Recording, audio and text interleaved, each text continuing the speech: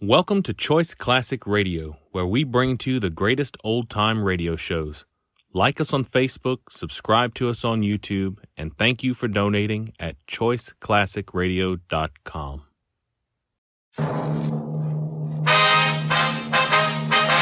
Sound off for Chesterfield. Chesterfield is best for you. First cigarette with premium quality in both regular and king size. Chesterfield brings you Dragnet.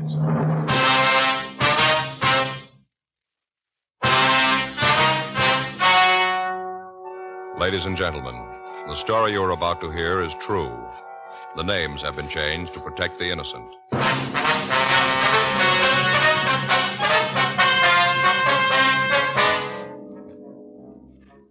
You're a detective sergeant. You're assigned to robbery detail. You get a call from the San Diego Police Department that 3 hold-up men are thought to be heading for your city. You know they're armed. You know they're dangerous. Your job, get them. Years ahead of them all. Chesterfield is years ahead of them all. The quality contrast between Chesterfield and other leading brands is a revealing story. Recent chemical analyses give an index of good quality for the country's 6 leading cigarette brands. The index of good quality table, which is a ratio of high sugar to low nicotine, shows Chesterfield quality highest. Chesterfield quality highest. 15% higher than its nearest competitor. Chesterfield quality highest. 31% higher than the average of the 5 other leading brands. Yes, Chesterfield is first, with premium quality in both regular and king size. Don't you want to try a cigarette with a record like this? Chesterfield.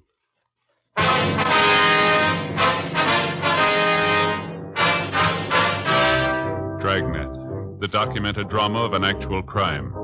For the next 30 minutes, in cooperation with the Los Angeles Police Department, you will travel step by step on the side of the law through an actual case transcribed from official police files. From beginning to end, from crime to punishment, Dragnet is the story of your police force in action. It was Monday, October 5th. It was warm in Los Angeles. We were working the night watch out of robbery detail. My partner's Frank Smith. The boss is Captain Didion. My name's Friday. I was on my way into the office, and it was 4:58 p.m. when I got to room 27A. Robbery. Hi, Murph. Seen Frank? Yeah, he was here a couple of minutes ago. I think he went down the hall. Said he'd be right back. Thanks. How the kids? We're in the cycle again. What do you mean? The cold cycle. Oh, yeah. Oldest boy brings one home with him, gives it to his sister. Then it goes to the baby, then to the wife, and then to me. By the time I got it, the oldest boy's ready to catch it again from me. Doesn't seem to be any end to it. Yeah, I see what you mean. Reading the other day where if you take care of a cold, take a lot of pills, stay in bed, you can shake it in a week. All right.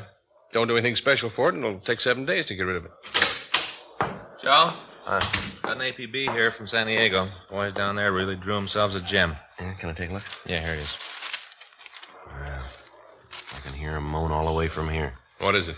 Well, I had a jewel robbery at a hotel on the coast. 3 men, took $135,000 in jewels and at least $15,000 in cash. 150,000, huh? Any leads on them? No, APB gives a description, list of the stolen jewelry. That's about all. When did it happen?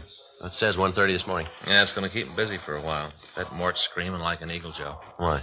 Well, I talked to him last week, said he was going down to Mexico to do some fishing. Been saving days off for the last 3 months. Won't get to go now. Yeah, I get it. Robbery, Friday. Yeah, go ahead. San Diego. Huh? Yeah, hi, Mort. Yeah, we got the APB. How's it going? Yeah. Uh-huh. When do you figure they left? Yeah. Okay, Mort, yeah. All right, we'll keep an eye open. Right. Bye. What's he got? Well, Davis, Walk, and Hewen are coming up. They're driving? Yeah, they figure the hold-up men are heading this way. The early editions of the afternoon papers came out, and they carried the complete story. 3 men had entered the Carlton Surf Hotel at 1:30 a.m. All 3 were armed, and they forced the manager to open the safe. Inside the vault were the jewels and the other valuables that had been deposited with the management for safekeeping by the guests. After looting the safe, the 3 men had robbed 5 of the guests who had entered the lobby during the time that they'd been going through the safe. After taking all the money and valuables they could find, the 3 men forced the manager and the guests into a back storeroom of the hotel, and they locked them in. None of the victims could tell the San Diego officers what kind of a car had been used, but all of them were able to give good descriptions of the three men.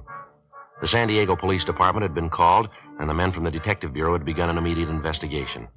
From the phone conversation I'd had with Lieutenant Mort Gear, they had evidence to believe that the three men were heading up for Los Angeles. While the three detectives from the San Diego Department came to L.A., Lieutenant Gear, Sergeant Tony McGuire would continue the investigation down in their city. 11:12 p.m. Sergeants Carl Davis, Jerry Walk, and Pappy Hewen arrived at the city hall. They filled us in on what had happened. The way the thing looked, it figured that someone who had either worked for the hotel or was working for it had engineered it. How'd that check out? The identification we got? Yeah. Virgil Russell worked for the hotel a year ago as a busboy in the dining room. All the victims gave a positive identification on it. How about the other two, Carl? Nothing on him yet. What made you figure they might be coming up here? Well, Russell's got a record, checked his package, and found that he has a sister in San Diego. Checked her, and she gave us the lead. Yeah. Said her brother and two men came by the house early this morning. Her brother's been staying with her the past few weeks. Anyway, he came by this morning, packed his clothes, said he had to come up to L.A. on business. Well, she have an address up here for him, Carl? Not good. Said he told her he'd get in touch with her. He was staying with a friend in a place out on Olympic Boulevard. Anything on that address? Yeah, our package gave an address out there. Russell had listed a friend of his when he was arrested. We figured he might be out there. Got a good description of the car. One thing is going to help. Yeah. Sister told us that she asked her brother about the other two men. Wanted to know if they didn't want to come to the house. Mm-hmm. Russell said no, they were waiting for him, and the three of them were in a hurry. She couldn't give us a description of the other two. Well, what time this happened? About 5:30 this morning. Well, they came right up here. They'd get in about 8 then, wouldn't they? Yeah. You're pretty sure that these are the right ones now? Looks like that. Identification of the mugs. Russell's sister told us when he was packing, a brooch fell out of his grip. She picked it up for him. You have a description of it? Yeah, matches one that was taken from the hotel in the theft. Large diamond with 4 rubies in the setting. Looked real good for the job. Did you get a broadcast out on the car? Yeah, Russell's sister told us it's a 53 Nash, red and black Continental hookup. She said Russell just got back from a trip through Arizona, Nevada, New Mexico. Said that he had the rear window covered with those stickers. You know, the ones they get from gas stations. Yeah, I know what you mean. Window's supposed to be covered with them. Shouldn't be hard to spot. Well, maybe he figures that, too. Might have him taken off, huh? Possible. It's a lead, though. Something else to look out for. Any chance he might have gotten across the border into Mexico? Yeah, it's possible, but it isn't likely. As soon as we got word on the car, we got out a supplemental APB on it and got in touch with the authorities down the border. They said they hadn't seen a car that matched the description across the border. Well, if they'd gotten to the border, the officers down there'd know about it anyway. Yeah, I talked to Al Gayton from our office. He said they'd be on the lookout for him. Our pawn shop detail got right on it, Carl. They got the description of the jewelry out all over town. We haven't had any reports on it yet, though. They aren't going to try to sell it piece by piece. Too many of those pieces are easy to recognize. Yeah. They'll probably try to peddle it through a fence and have it broken up. Well, we'll get the word out to our informants. Ask them to watch out for it. Yeah. Heist that big can't be kept quiet for long. Bound to be rumbles on it someplace. I'd like to check out the place on Olympic. It looks like it's the best lead we got. Okay. We're walking Hewen, you know. Went down the hall with Murphy. Wanted to check some things at R&I. Well, might as well get on out to Olympic, huh? You got the address? Yeah, you better check the place first. Could be rough. What do you mean? Well, all 3 of them are armed. Russell served time twice before at the joint. Yeah. I don't think he's going to want to go back.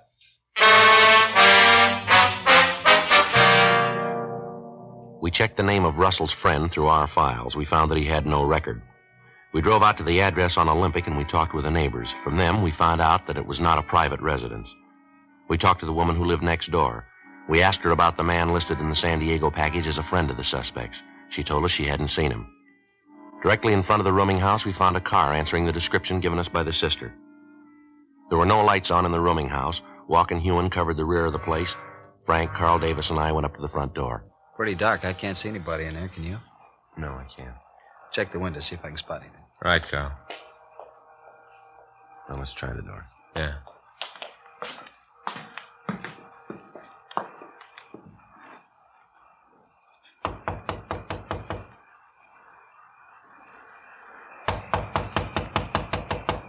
Who is it? Come on, open up. Beat it. Nobody gets in here. All right, Frank, let's hit it. All right, stand right where you are. Hold I'm on. not doing anything. What are you doing breaking in Get here your like hands out this? in front of you. Sure. I'll shake him, Joe. He's clean. Everything okay? Yeah, Carl. I'll get Walk and Ewan. Who else in the house? Nobody but the landlady. She's upstairs. Her and her daughter. Nobody else here. What's your name? Pete Ellis. Where's Russell? I don't know any Russell. All right, we'll look around. Come on. What's in there? Dining room. There ain't nothing in there. Open it up.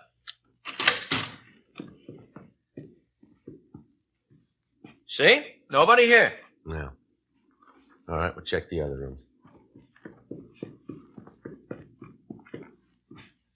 Where's this door go? Bedroom. Ain't nobody in there. Open it up. Joe, nobody in the kitchen. Check the back porch. Walk and Davis are upstairs. All right, we'll try this one here. Come on, you open it up. It's locked. It can't get in. There's a key in the door over here. Let's see if it fits. Virgil! Virgil! Get out! Virgil, it's the cops! Get out! All right, get out of the way, you. Come on, let's hit it. Get out. On the bed, Joe. I see. All right, come on, you out of that bed. Hey, Joe. Yeah. The bottle of sleeping pills on the table here. Yeah, an empty bottle of whiskey. Guess he's dead drunk. Upstairs is clean, Joe. Russell, huh? Yeah, he's drunk. I guess we're pretty lucky. Under his pillow there? Yeah. 3 guns.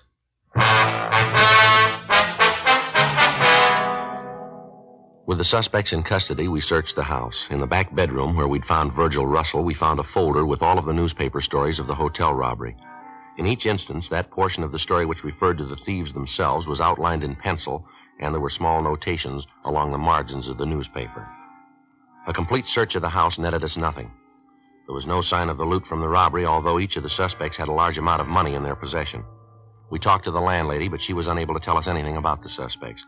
She said that she had rented a room to Peter Ellis over a year before, and that the suspect had moved out after living in the house for only 2 months. She said that she hadn't seen them again since that night when they arrived at the house and asked for rooms. We called the office and arranged for a stakeout on the place, and we took the 2 suspects back to the office. We ran Peter Ellis through R&I, and we found that he had 1 previous conviction on a robbery charge.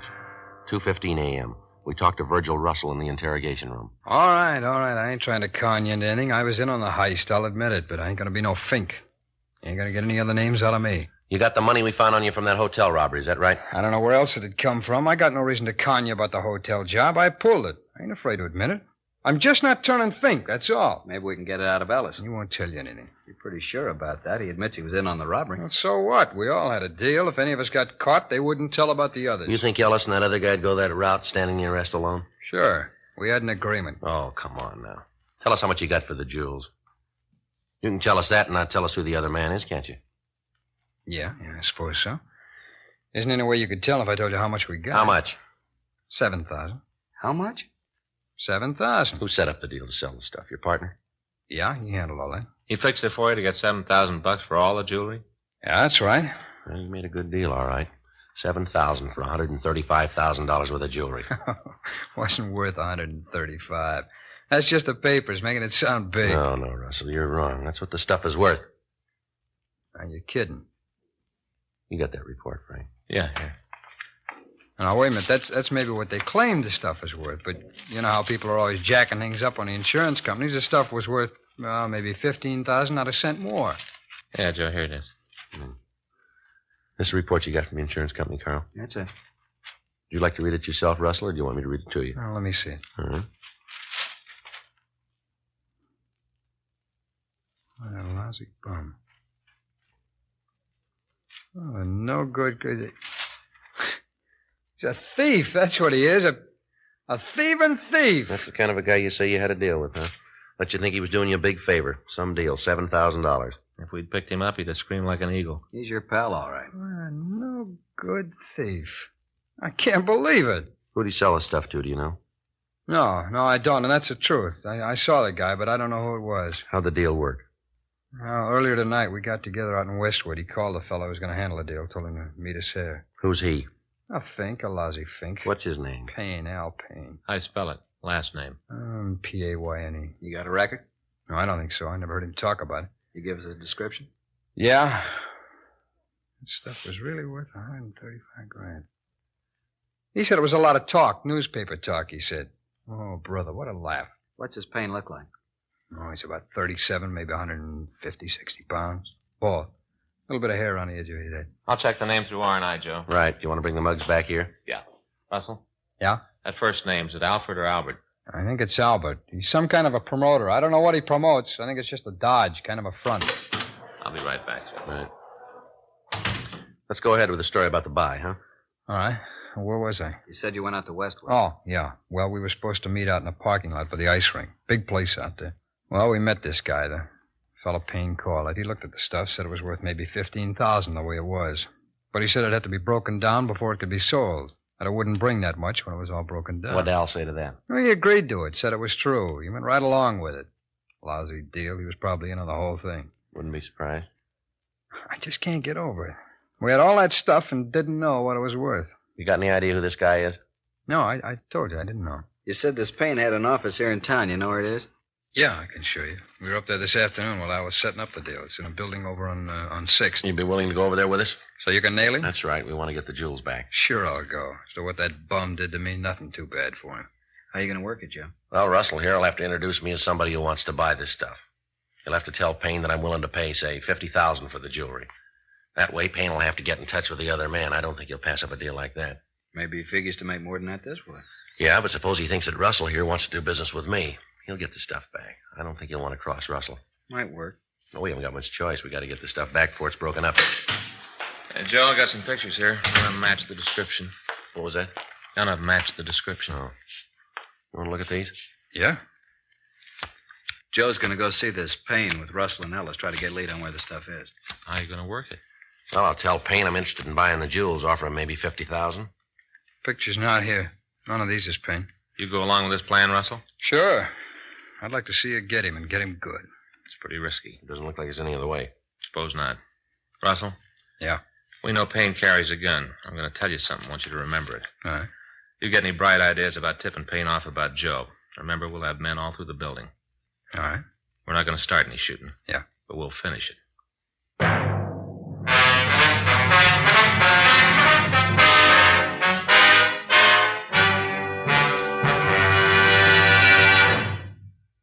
You are listening to Dragnet, the authentic story of your police force in action. Chesterfield is best for you. Just listen to the record. For a full year and 2 months, a doctor has been making regular examinations of a group of Chesterfield smokers, and he reports no adverse effects to the nose, throat, and sinuses from smoking Chesterfields. Don't you want to try a cigarette with a record like this? Chesterfield. First with premium quality in both regular and king size. Chesterfield. First choice with Young America. And that's from a survey of 274 colleges and universities. Try Chesterfields today. Remember, Chesterfield is America's best cigarette buy.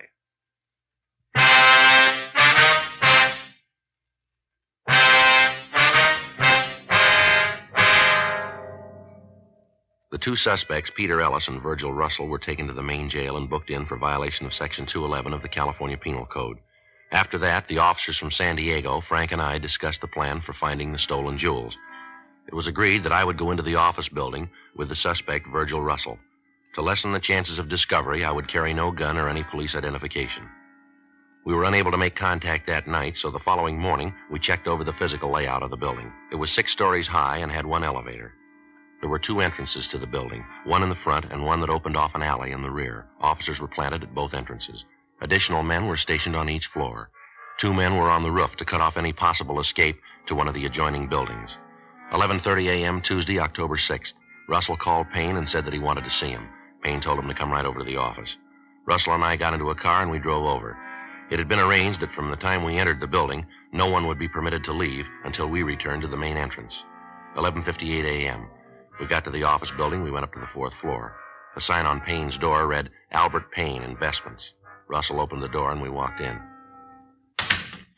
Hi, Verge. What's the bit? Al, like you to meet Joe Ferguson.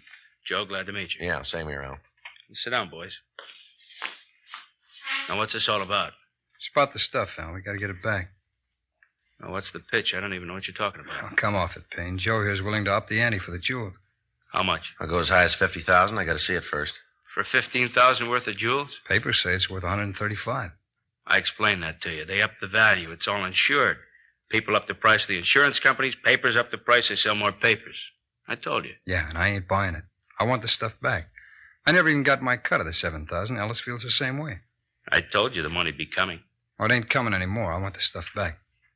I don't think we can do that. Most of it's already broken up. No, not much of it could be broken up in the time that he's had it. Guy that bought it isn't going to like it. Well, it's tough. You just tell him to stop breaking it up. Tell him we want it back.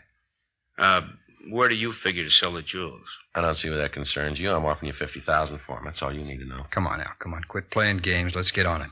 You get in touch with the guy you gave them to and get the jewels back. Wait a minute. I got something to say about this. I was in on the job with you. Don't you forget it. I'm only going to say this once more, Payne. You get on that phone and get in touch with your contact. Tell him to stop breaking them up. You set up a meet to get the stuff back. I'll call him. I don't think it's going to do any good. He's probably got all the mountings melted down by this time. Got it all broken up. You call him. Let's see what happens. All right.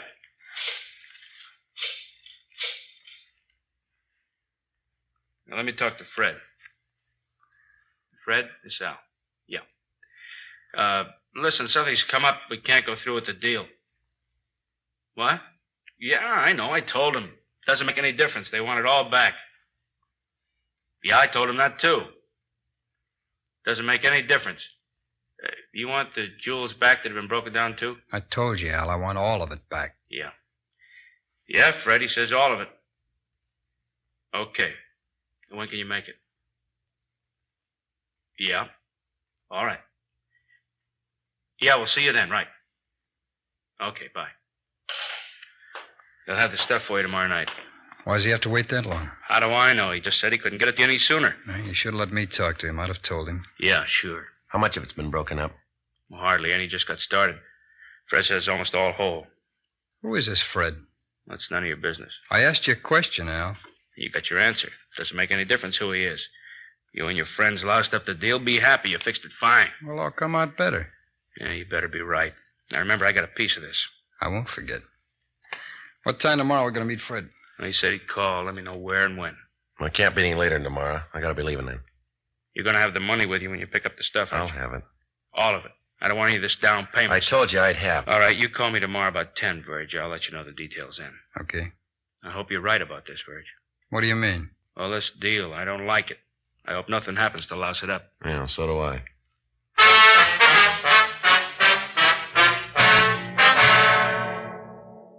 Virgil, Russell, and I left the office and went downstairs. We checked with Frank, Carl Davis, and the other officers from San Diego.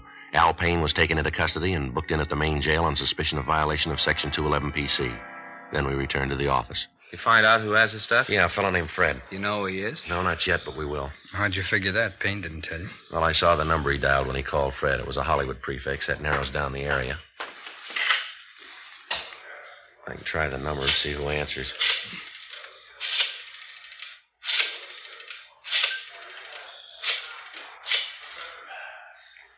Oh, I'm sorry. I got the wrong number. Excuse me. Did you get it? Yeah. It's the Kingery Trophy Company. You want to check the book? Right.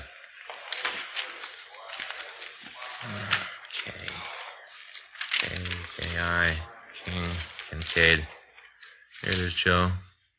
Kingery Trophy Company. It's on Las Palmas. Trophy Company. That'd give him a chance to melt the mountings down to metal, wouldn't it? Be easier to get rid of it that way. Makes sense. What do you figure to move in on? Right now. We can drive out and check the place now. Look it over, then we'll go in and get him. What happens with me? We got to take you back to main jail. After the help I gave That's you? the way it's got to be. You knew that going in. Yeah, I suppose so. Well, you tell the DA I helped, though, huh? Yeah, we'll see he knows about it. Sure a bad deal all the way around. Real bad deal. I should have known I couldn't win. Right from the start, I should have known. Nobody can win. Well, still a lot of people trying.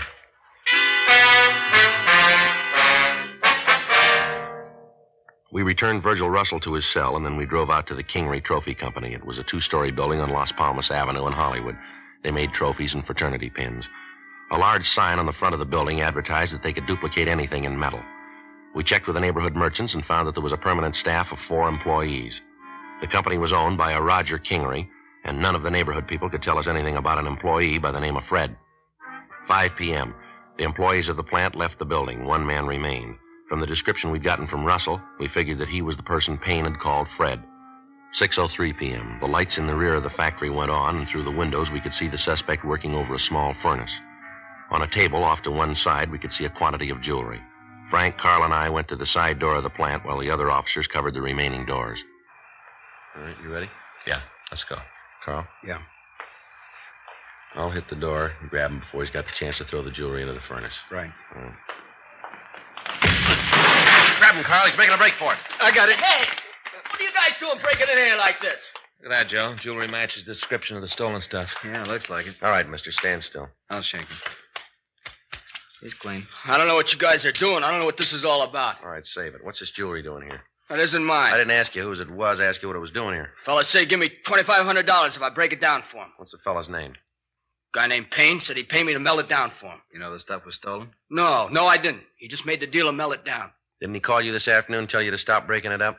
Yeah, and then he called back and told me not to pay attention to what he said. Go ahead with the job. I did like he said. Who else is in this with you? What do you mean? Who else here at the factory? Nobody. I'm the only one. I only did it because I needed the money.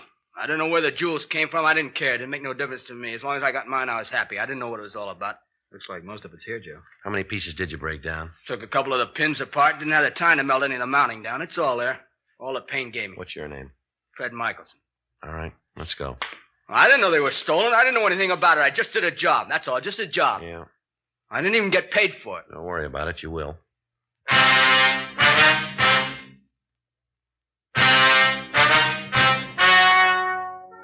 The story you have just heard is true. The names were changed to protect the innocent. On February 18th, trial was held in Department 89, Superior Court of the State of California, in and for the County of San Diego. In a moment, the results of that trial. And now, here is our star, Jack Webb. Thank you, George Fenneman. I want to thank all of you for your interest in Dragnet. Thanks very much for your letters. We really appreciate them, and we'll try to keep right on giving you the kind of a show that you like. I want to thank all of you, too, who have switched to Chesterfield. I know you're going to like them, and I know you'll find they're best for you. Now, you folks who haven't tried Chesterfields, I'd like you to pick up a carton tomorrow. Chesterfield. It's a great smoke.